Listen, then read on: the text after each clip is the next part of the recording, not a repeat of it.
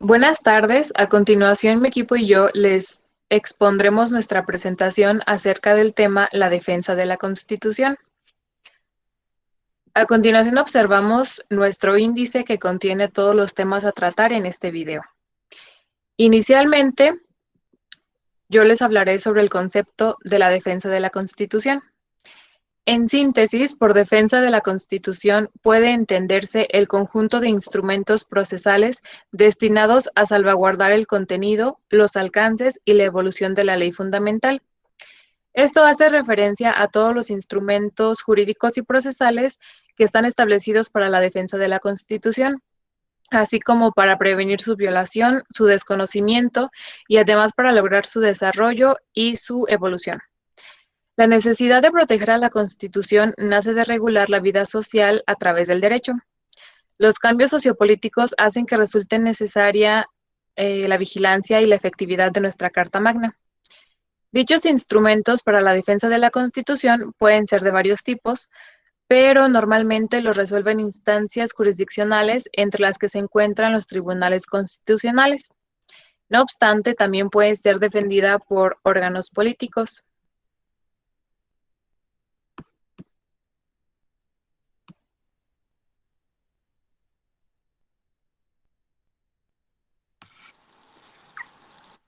A continuación, yo les voy a explicar el tema de las garantías constitucionales como objetivo de la justicia constitucional.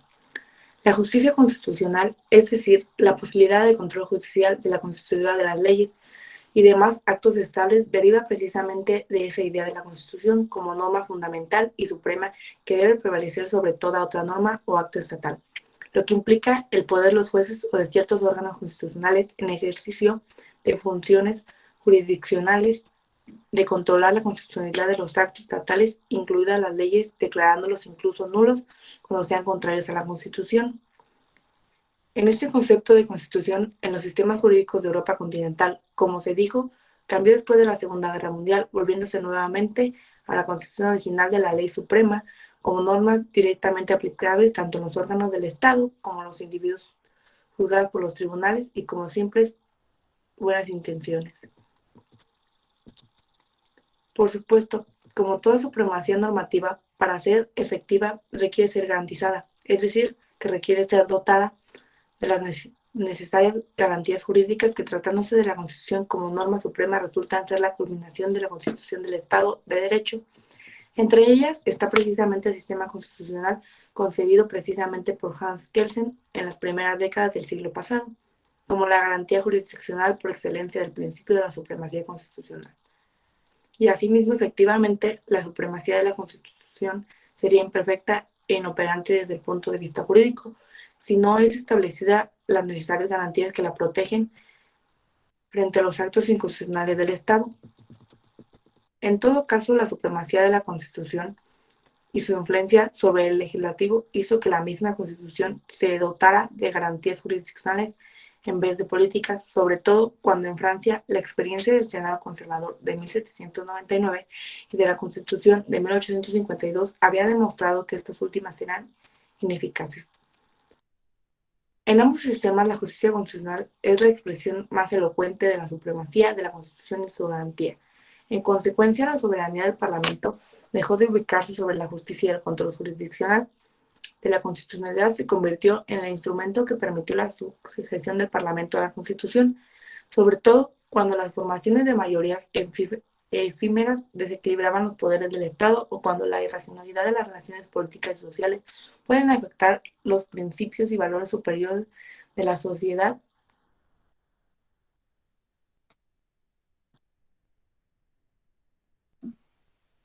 Para todo esto existen los antecedentes y su evolución. De los antecedentes se pueden dividir en dos: los antecedentes internacionales en tiempos primitivos y occidentales como los en Roma. En Roma podemos hablar sobre la ley de 12 tablas, que nos habla de contenido sobre las sucesiones, la familia, cosas en penal. Podemos también hablar sobre la Edad Media, que se dividía en tres periodos: el de las invasiones, que como lo dice su nombre, se trata de cuando las tribus lograban asentarse en un lugar y llegaban otras tribus y las quitaban. Aquí podemos decir que no tenían estabilidad política ni económica. Y el era cuando los siervos debían obediencia a ciegas a los señores feudales. El municipal fue cuando el feudalismo se debilita y se deja libres a los siervos formando ciudades nombradas pues municipios. También se habla de Inglaterra, aquí podemos comentar sobre lo del Common Law y Estados Unidos de América del Norte.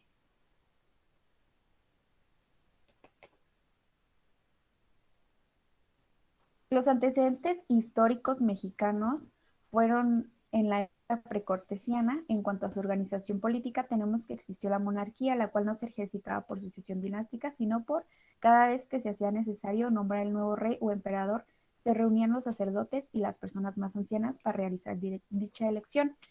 Aquí para ser un candidato tenías que tener actividades que destacaban, por ejemplo, ir a la guerra o algo que aportara algo a la sociedad. La época colonial, la evidencia histórica nos muestra que el colonialismo en nuestro país se convirtió en una serie de atropellos y vejaciones hacia la clase indígena. El sistema de encomiendas lo único que hizo fue colocar a los indios en una situación infrahumana, similar a la de los animales. Como lo vemos en la imagen, los indios eran tratados muy mal porque los trataban como si no fueran personas. Y aquí para trabajar te pedían la edad máxima de 15 años, pero los menores de 14 no podían trabajar. Después sigue la época independiente, que fue don Miguel Hidalgo, organiza el movimiento de independencia, el cual se inició el 16 de septiembre de 1810. Realmente Hidalgo es fusilado, pero continúa dicho movimiento don José María Morelos y Pavón. Este realizó una constitución para organizar política y jurídicamente al país, la cual conocemos como la Constitución de Apatzingán de 1814. Sigue la Constitución Federal de los Estados Unidos Mexicanos de 1824. En 1822 es nombrado Iturbide emperador, pero es derrocado en 1823. En este año se convoca el Congreso Constituyente para crear una nueva constitución y en 1824 se expide la primera Constitución de México, en la cual adoptamos como forma de gobierno el sistema federal. En esta constitución casi no encontramos ni capítulos ni artículos específicos respecto a las garantías, porque su mayor preocupación era de organizar política y jurídicamente al país.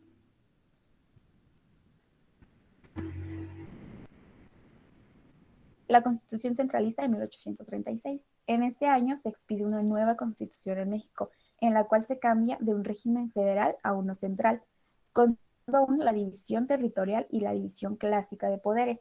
Respecto de esto último, hubo una innovación, porque en realidad se crea un cuarto poder, al que se le dio el nombre de Supremo Poder Conservador, con facultades exorbitantes que prácticamente anuló los otros tres poderes.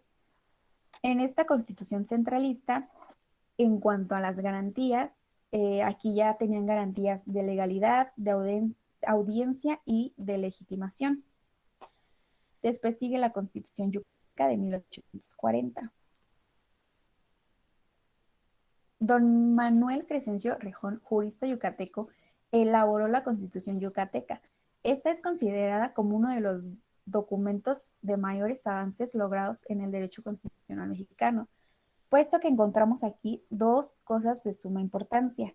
La primera es la creación por primera vez en México de la libertad de cultos religiosos y la segunda es la creación del juicio de amparo, el sistema constitucional que actualmente tenemos y utilizamos. La Acta Constitutiva de Reformas de 1847. Aquí se reconocían en el artículo 5 las garantías de seguridad, igualdad, libertad y propiedad, y se estipulaba que la ley se encargaría de precisar que se establecerían los medios de hacerlas efectivas.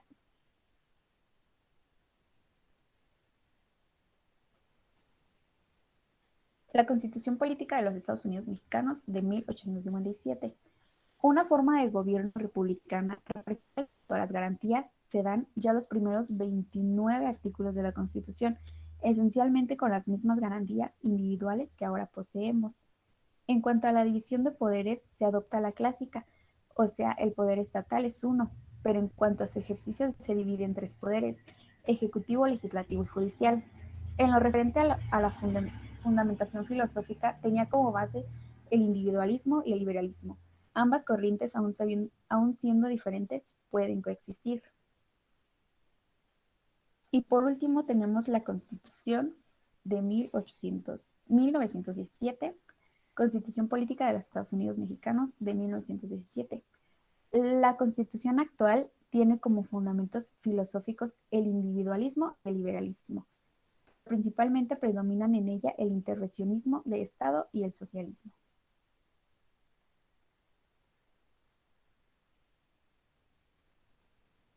Por otro lado, tenemos los conceptos de las garantías constitucionales.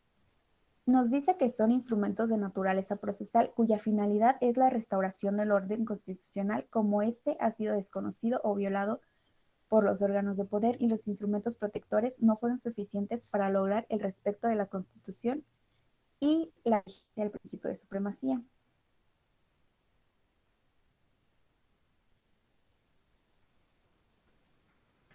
La justicia constitucional. La justicia constitucional en México busca garantizar el ejercicio pleno de los derechos mediante instituciones jurisdiccionales independientes y a través de criterios que otorguen certeza y predictibilidad jurídica a la ciudadanía.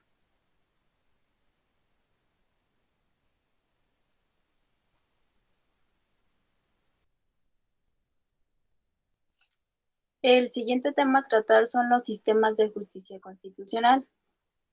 Nuestro diseño constitucional ha evolucionado a lo largo de las décadas o tal vez siglos. La justicia constitucional no ha sido excepción alguna.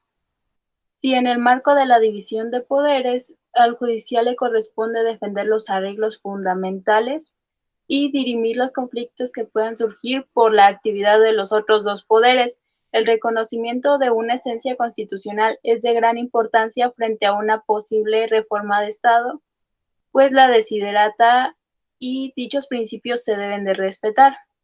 El sistema de justicia constitucional es entonces un conjunto de instituciones y procesos jurisdiccionales encomendados a un único poder judicial que permite hacer exigibles postulados constitucionales. Hablando de otra forma, la justicia constitucional es la herramienta que incita a que el Estado se obligue a sí mismo a observar las normas y mandatos fundamentales que le dan sustento y razón de ser, entendiéndolo o explicándolo de otra manera como el instrumento de elementos jurídicos o políticos que desempeñan el poder de guardianes del orden jurídico constitucional.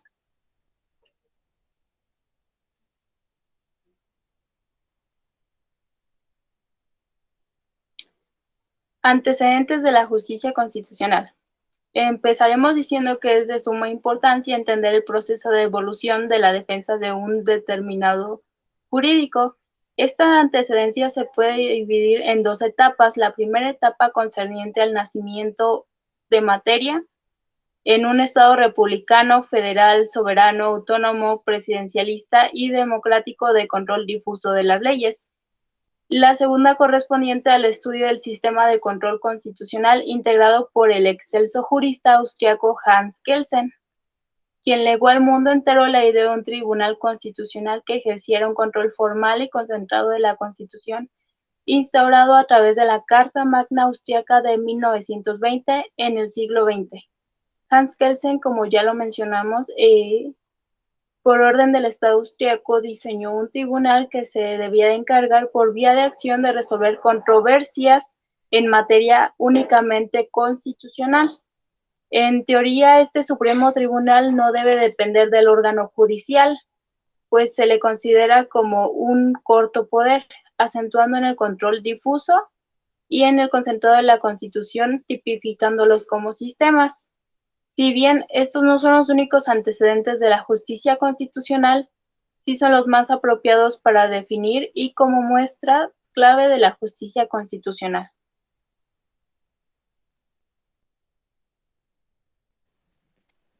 Sistema concentrado. El sistema concentrado es el control que se ejerce en vía directa ante un órgano especial y a través de un planteo abstracto en el que se pretende la declaración de la inconstitucionalidad de una ley.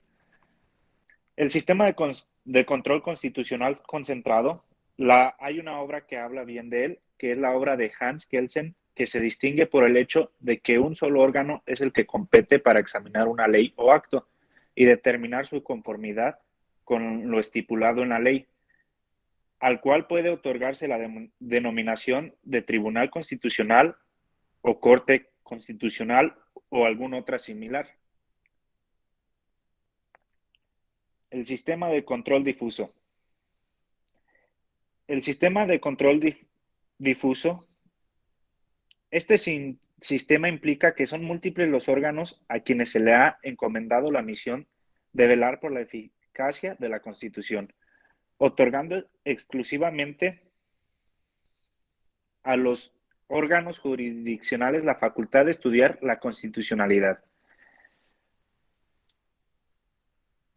otorgando además dicha facultad a las autoridades administrativas en relación con su propia actuación y la de sus subalternos a través de los medios de impugnación ordinarios, aunque en general únicamente se entiende por control difuso al primer supuesto. Sistema mixto. Sistema mixto o integral. Se ha venido configurando un sistema mixto o integral de justicia constitucional que se caracteriza por combinar a la vez y en paralelo el control de constitucionalidad difuso y el control de constitucionalidad concentrado.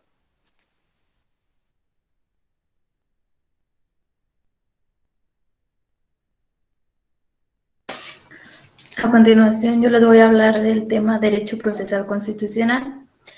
Este comprende el conjunto de principios y de normas constitucionales y legales que orientan y regulan los procesos constitucionales, tanto de tutela de derechos, de control normativo y de resolución de conflictos competenciales, tendientes a lograr la eficacia de la Constitución y tutela efectiva de los derechos fundamentales.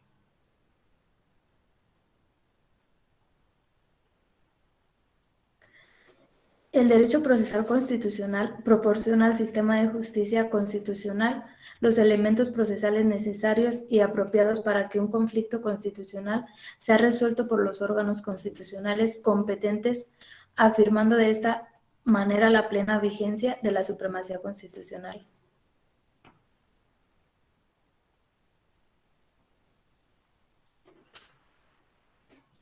En la actualidad, el derecho procesal constitucional, visto como una disciplina académica, a pesar de su temprana edad, ha logrado un relativo desarrollo y cierto grado de autonomía, situación por la cual han contribuido en su formación el derecho constitucional general, sobre todo la teoría constitucional, el derecho procesal general, sobre todo la teoría del proceso, así como la jurisprudencia constitucional.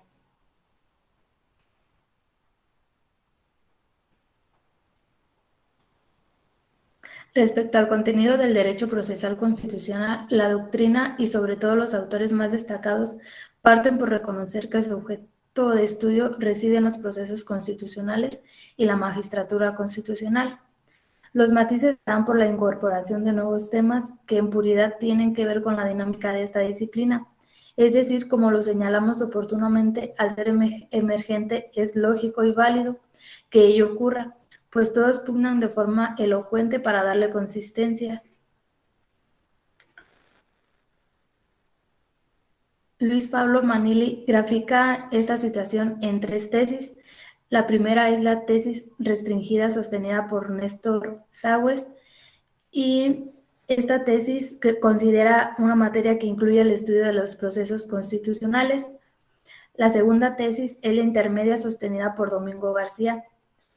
Esta tesis postula que el derecho procesal constitucional incluye el estudio de los 2 temas ya referidos.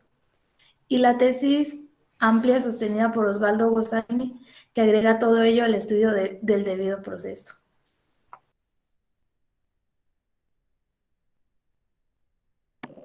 El siguiente tema que yo les voy a hablar es el derecho procesal constitucional en México. El derecho procesal constitucional se desarrolla en las siguientes áreas temáticas. La primera es el conflicto constitucional y sus formas de solución. La segunda es el derecho procesal constitucional orgánico y el tercero es el derecho procesal constitucional funcional. El derecho constitucional se encarga de solucionar conflictos. La norma básica, cuando queda indefensa, le corresponde al derecho procesal constitucional poner a su disposición las herramientas procesales adecuadas. Pertenecen al derecho procesal constitucional trascendentes materias de carácter político, entre las que destacan la supremacía constitucional, la justicia constitucional, los sistemas de control de constitucionalidad, las leyes, decretos y otros actos públicos, y el amparo efectivo de las garantías por la Constitución de las políticas.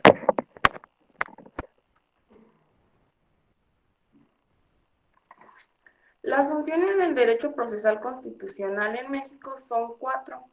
A grandes rasgos, la primera incorpora el derecho destinado a proporcionar una producción de la Constitución por medio del proceso jurisdiccional.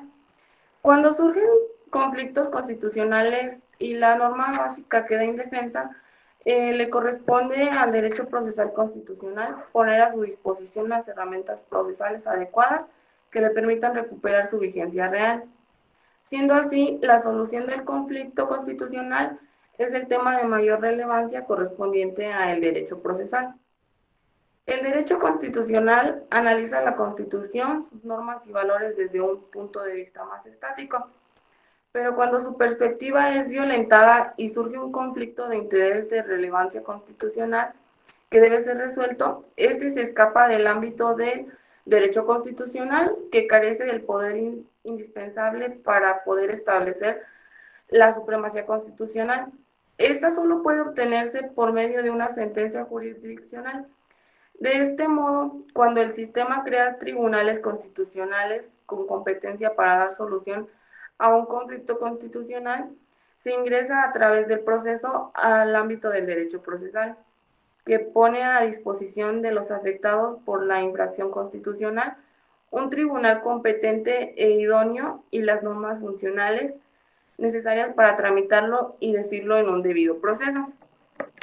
La segunda función del derecho procesal constitucional, se pone en movimiento cuando surge el conflicto constitucional que se produce cuando la autoridad o los particulares infringen la Constitución. Lo que impulsa el ejercicio de su jurisdicción, salvo en los casos que se exija que dicha violación sea denunciada por un sujeto legitimado al Tribunal Constitucional competente, la forma en que contempla el derecho procesal constitucional para resolver dichos conflictos es el proceso jurisdiccional, en el cual un tribunal con jurisdicción y competencia aplicará e interpretará la norma constitucional. En el caso concreto, decidiéndolo con su mérito, o sea, aplicas a la Constitución como una norma directamente.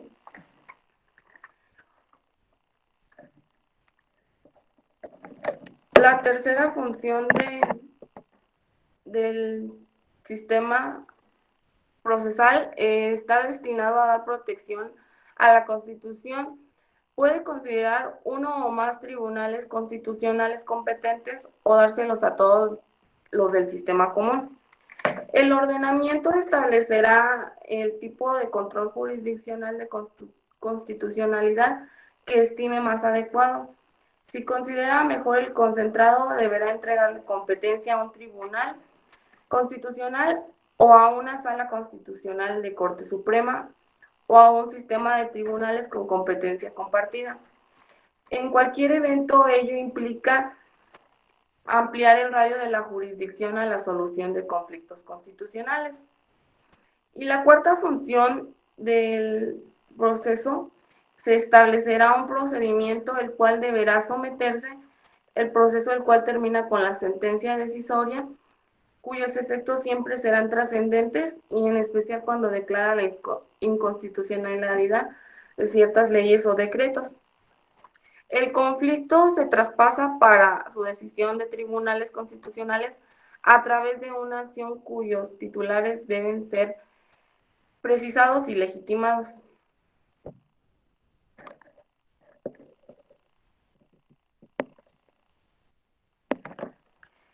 En el sistema concentrado se requiere al menos una normativa que considere los siguientes tres aspectos. El primero es la ampliación del ámbito de la jurisdicción. El segundo es la creación de un tribunal constitucional o su equivalente. Y la tercera debe establecer la acción, sus preceptos procesales y procedimientos adecuados para operar su competencia.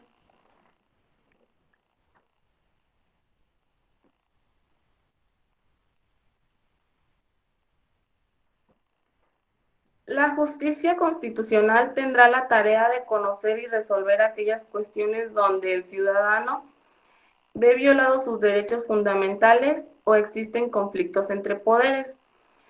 Siendo analizado desde este punto de vista, el proceso jurisdiccional tiene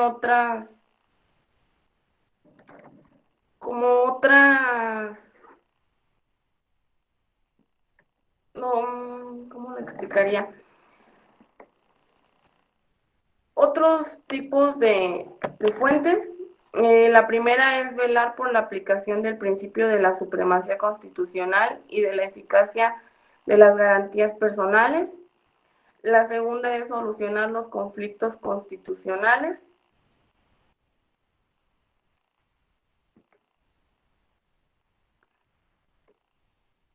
Otro de sus fines es realizar la función integradora de la justicia constitucional. La cuarta sería la defensa de la Constitución a través de su labor de intérprete de la Constitución. Y el último de sus fines sería colocar a disposición del Estado los elementos técnicos para que opere la Carta Fundamental.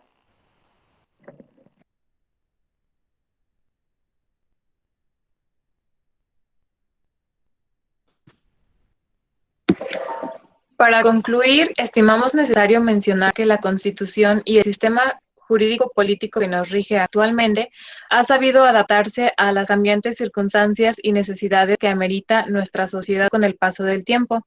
Ha logrado prosperar en tiempos de normalidad institucional e incluso durante los momentos más graves de la inestabilidad política. Cualquier reforma, adición y derogación realizadas hasta el momento y con vista a necesidades futuras solo puede estar orientada a mejorar las disposiciones constitucionales que presenten deficiencias, insuficiencias o disfunciones en el área institucional, reforzando así los mecanismos de colaboración en un marco de relaciones institucionales inspirado en los principios de justicia, legalidad y transparencia de procedimientos y leyes. Por nuestra parte es todo, agradecemos su atención.